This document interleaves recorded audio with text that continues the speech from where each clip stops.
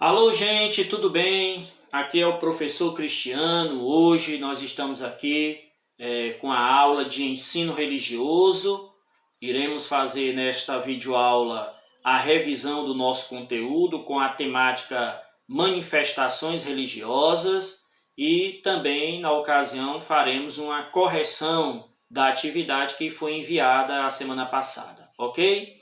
Gente, eu quero começar apresentando para vocês o nosso livro da nossa Constituição, certo? Aqui, nesse livro, está o conjunto de leis, de normas da nossa sociedade, que vai reger a nossa sociedade. E eu quero chamar a atenção para vocês, nesse livro, né, da Constituição, o artigo 5 dessa lei, né, do Código Civil da nossa Constituição. No artigo 5, ele vai possuir 77 incisos, que são complementos da lei que vão auxiliar a melhor compreensão do que o artigo 5 vem dizer. Ok? Vamos lá. O artigo 5 diz assim: todos são iguais perante a lei, sem distinção de qualquer natureza, garantindo-se aos brasileiros e aos estrangeiros residentes no país a inviolabilidade do direito à vida, o direito à liberdade, à igualdade, à segurança e à propriedade, nos termos seguintes. Aí vem os incisos, né? São 77 incisos.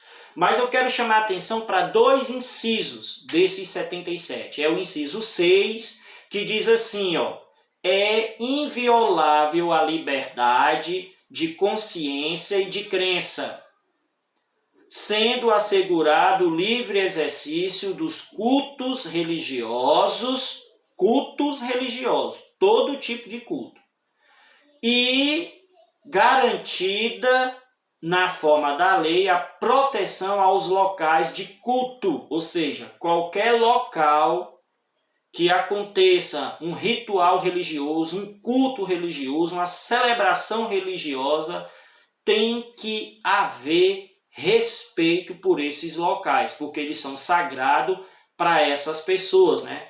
Para esses movimentos religiosos, né? Essas manifestações religiosas. E o artigo aqui no inciso ainda completa dizendo assim, ó: e as suas liturgias. Ou seja, a liturgia, os textos sagrados utilizados ali, eles são sagrados, tem que ser respeitado por cada um de nós, independente da nossa fé. Beleza, gente? E o inciso 7, que é o segundo inciso que eu quero chamar a atenção para vocês, que diz assim, ó: é assegurada, nos termos da lei, a prestação de assistência religiosa. Então você e eu temos o direito de ser assistidos por uma religião nas entidades civis e militares de internação coletiva, Na questão dos hospitais, por exemplo, né?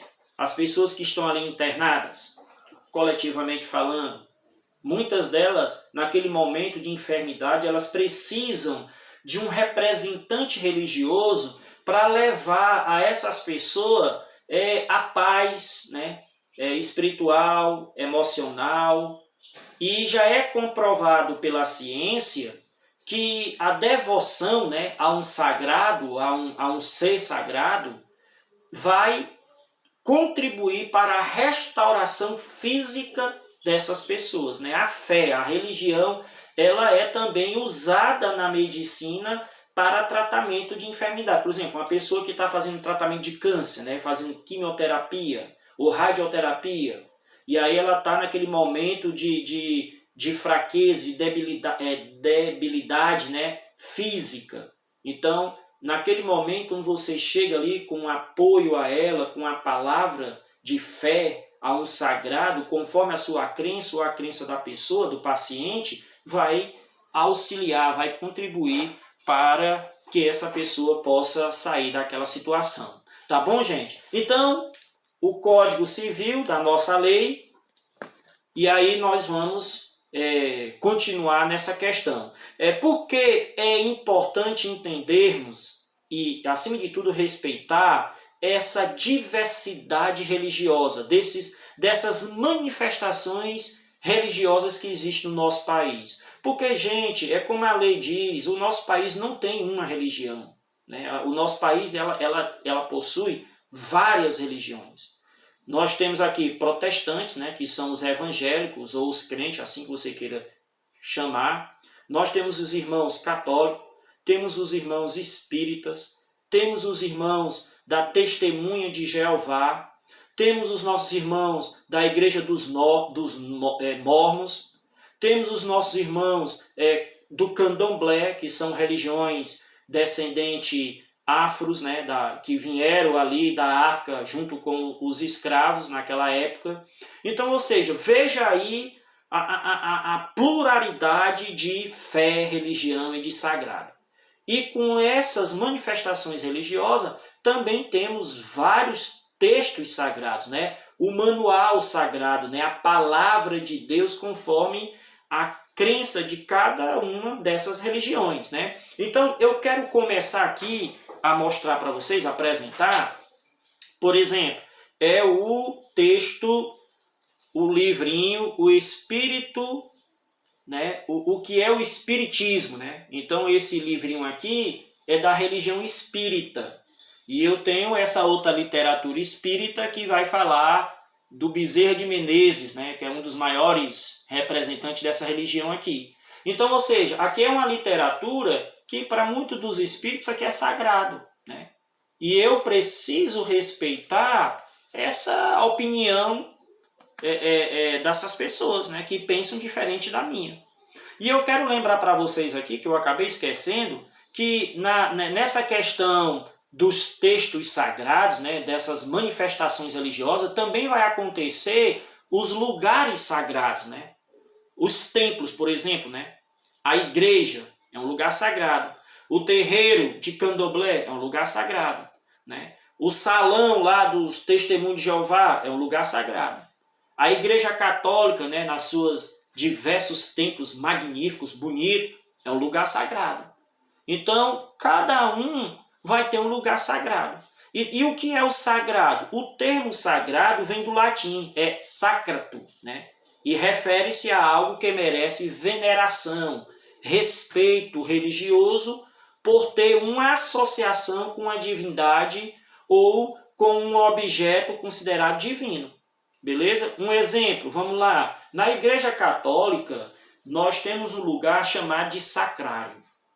E ali no sacrário, dentro do sacrário, que parece assim um cofre, existe ali o corpo e o sangue de Cristo para os católicos. Então eles acreditam que quando o padre ele vai celebrar a missa, né, que é o culto religioso dos católicos, e quando ele vai fazer aquela consagração eucarística, aquela hóstia ali é fermento, é pão, é trigo. Ali é pão, em forma de hóstia. E o vinho, quando o padre ele faz a consagração eucarística, aquele pão, aquele vinho, literalmente se torna o corpo e o sangue de Cristo. E aí quando termina a missa, né, que sobra ali aquele corpo, aquele sangue, eles guardam naquele sacrário um lugar de reverência, de respeito.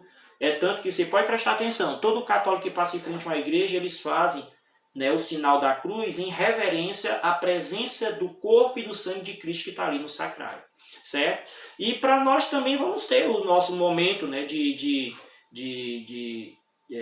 respeito, né, que é a nossa igreja, onde os nossos irmãos em Cristo nos congregamos, ali nós nos reunimos naquele lugar onde ali nós acreditamos que o Senhor Jesus vai se fazer presente ali nos nossos cultos evangelísticos, nos nossos cultos de oração. Os nossos irmãos, né, da religião do Candomblé, lá no terreiro lá, né, de Candomblé, eles vão fazer os rituais sagrados, né, as divindades deles, né,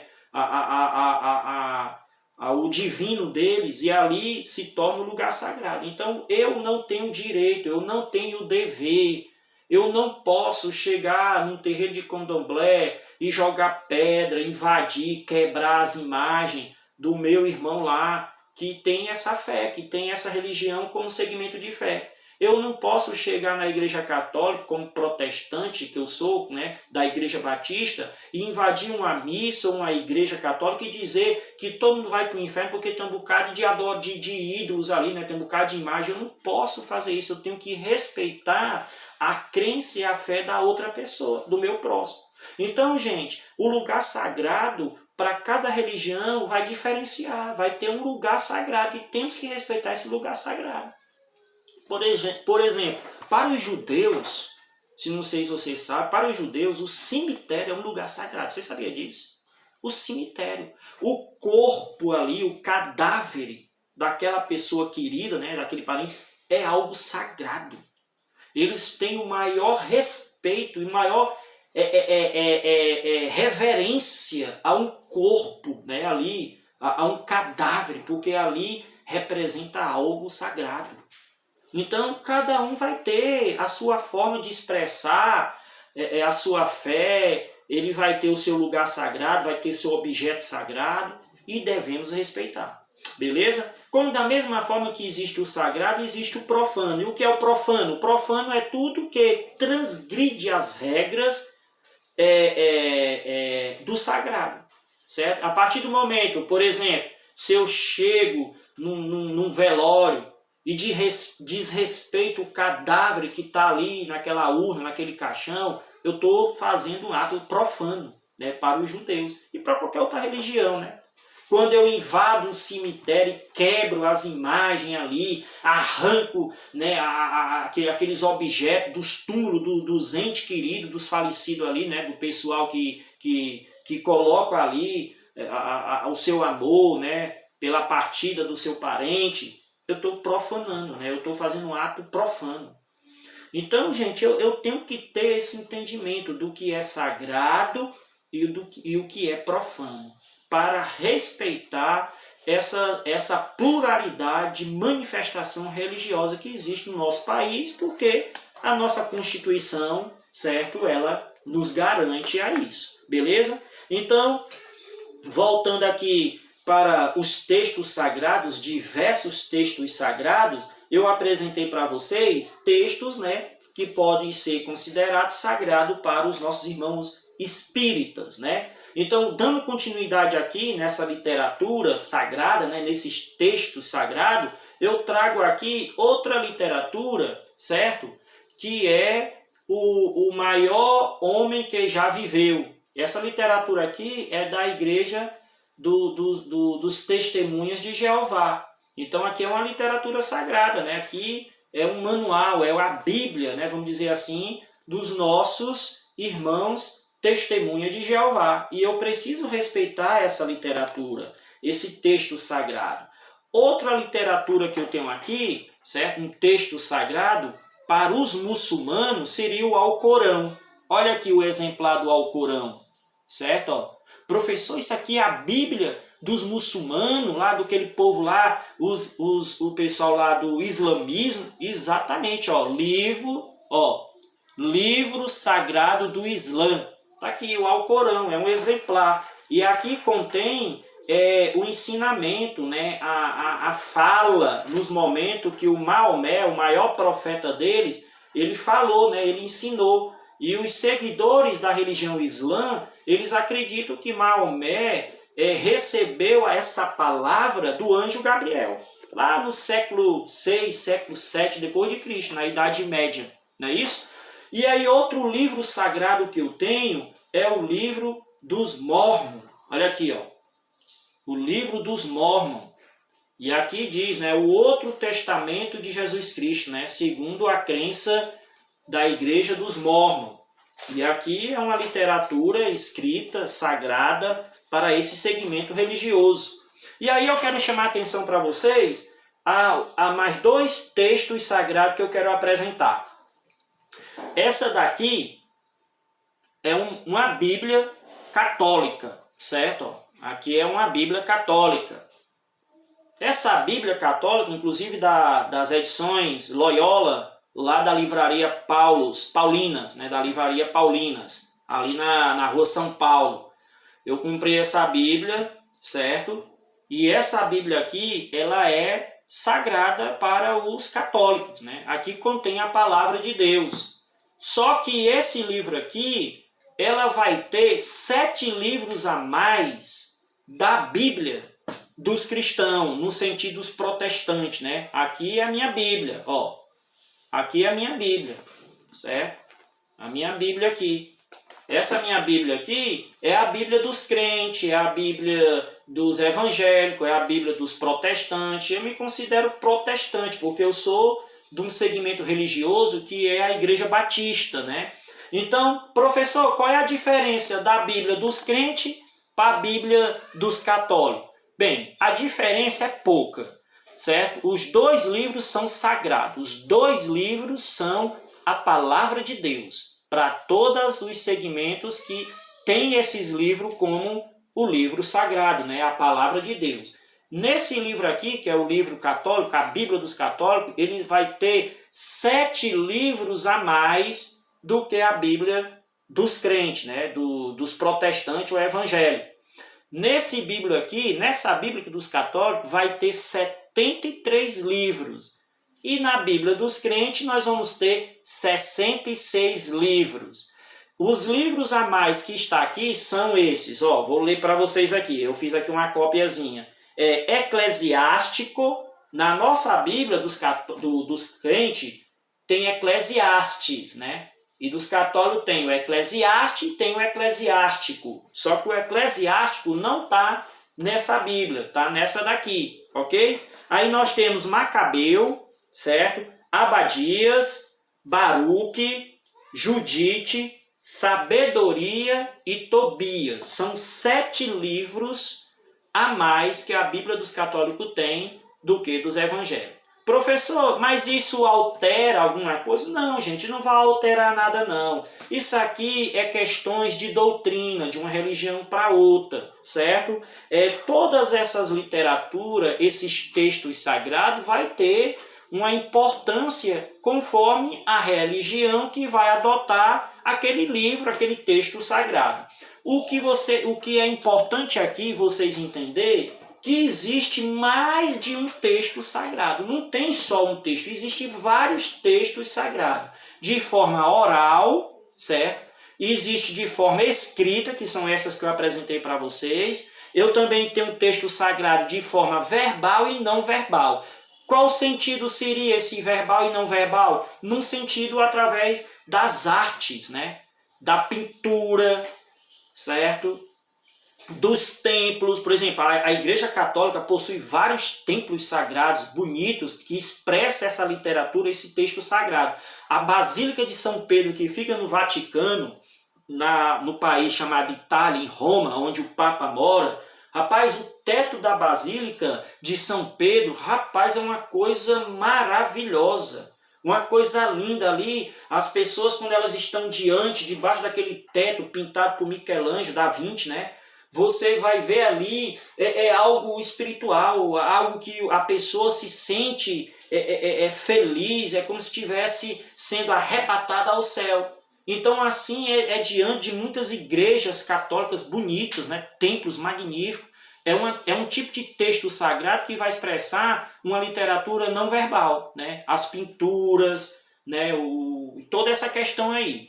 Então, gente, da mesma forma que vai haver esse tipo de literatura, também vai haver o lugar sagrado, como eu falei para vocês, né? Por exemplo, São Francisco aqui, na cidade de Canidé, é um lugar sagrado. Aquela igreja lá é um lugar sagrado. Em Crato, né, ali onde está ali Padre Cícero, né, é um lugar sagrado. A Basílica de Nossa Senhora Aparecida, na cidade de Aparecida, lá no estado de São Paulo, é um lugar sagrado. Então, cada religião, cada segmento, cada manifestação religiosa vai ter um lugar sagrado de adoração, de reverência ao seu divino, né?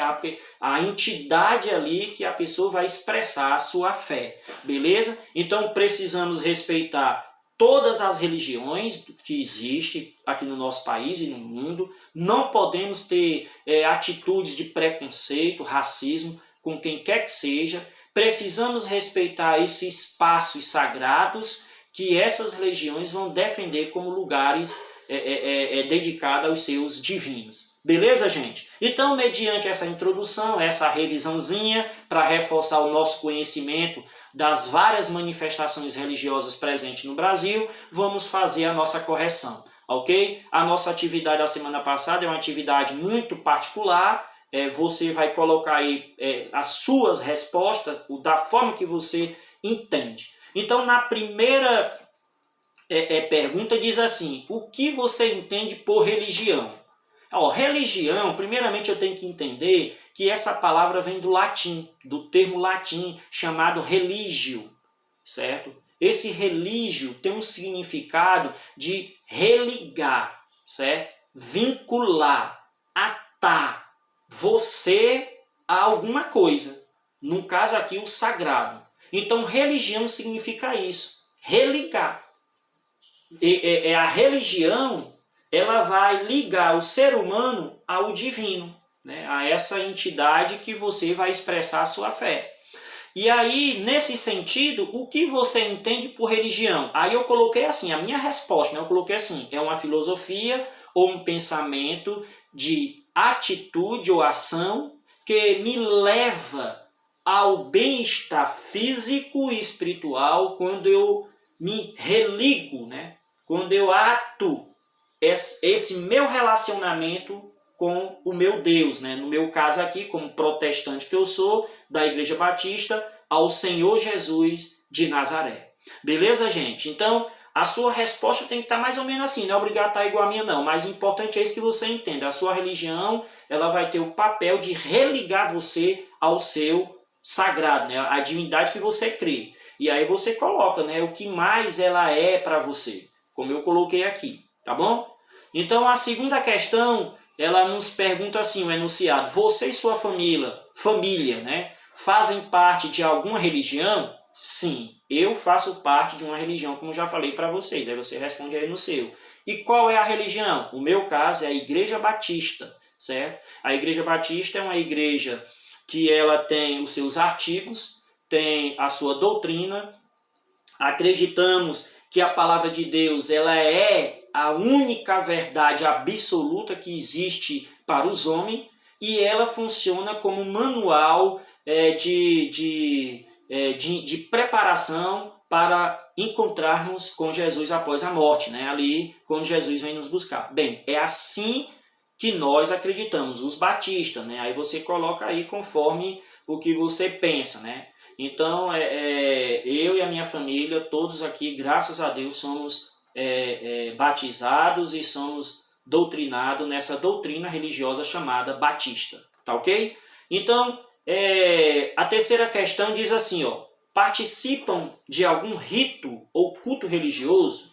Você participa de algum ritual ou culto religioso na sua religião, na sua igreja? Aí você coloca aí. Eu vou colocar aqui a minha resposta para você ter uma ideia, que sim, eu participo. E quando é que eu participo? Como, por exemplo, quando eu vou às quarta-feiras para a igreja, né, participar do culto de oração. Quando eu vou aos domingos à noite para o culto evangelístico ou culto de adoração. Então são rituais, são cultos celebrados ali a divindade onde a nossa fé religiosa acreditamos. Da mesma forma, os nossos irmãos do candomblé vai ter as suas festas, os seus rituais religiosos lá no terreiro de candomblé. O pessoal do espiritismo também, o pessoal do testemunho de Jeová, o pessoal dos mormons. Por exemplo, a Igreja Católica, os irmãos católicos vão ter várias festas dedicadas às suas entidades. E ali eles expressam a sua fé de adoração ao que eles acreditam, né, conforme a sua divindade. Então, é nesse sentido, beleza, gente? Então, vamos para a quarta questão. A quarta questão diz assim: quais os símbolos que você reconhece em sua igreja? Então, você consegue identificar qual é o símbolo religioso da sua igreja? Por exemplo, algumas igrejas aí têm a cruz como símbolo. Outras têm a Bíblia, né, como símbolo, o batismo, o pão e o vinho como símbolos sagrados, né, dessa fé. Então, para você, na sua religião, qual é o símbolo importante aí na sua religião? Aí você coloca aí, beleza? Então, vamos agora para a quinta e última pergunta, né, do nosso exercício da semana passada. Como você descreveria sua religião e qual a importância dela para a sua vida? Veja bem, você consegue descrever a sua religião e a importância dela para a sua vida? Olha aqui a minha resposta como ficou. A minha religião é uma filosofia de vida que me identifico muito, onde acredito fielmente nos ensinamentos doutrinários lá praticados, onde eu creio que o objetivo desses ensinos é me levar a uma vida melhor aqui na Terra e me preparar para o momento quando eu partir. Ou seja, quando eu morrer, eu estar preparado para ter esse encontro com Jesus, para ir morar no céu. Beleza? Então, a religião ela é importante para nós batistas, porque é lá que nós conseguimos nos preparar, nos restaurar, vamos falar assim espiritualmente falando, para poder chegar ao grande momento do crente, que é quando ele morre e vai ter esse encontro com Jesus. Isso para os batistas, né? Estou falando aqui na minha fé, na minha religião. Aí você vai descrever aí a sua religião, a sua fé. Como é que você descreve a sua religião e qual a importância dela para a sua vida? Beleza, gente? Então, gente, é isso. Eu espero que vocês tenham gostado dessa aula e que nós possamos aprender uma vez por todas.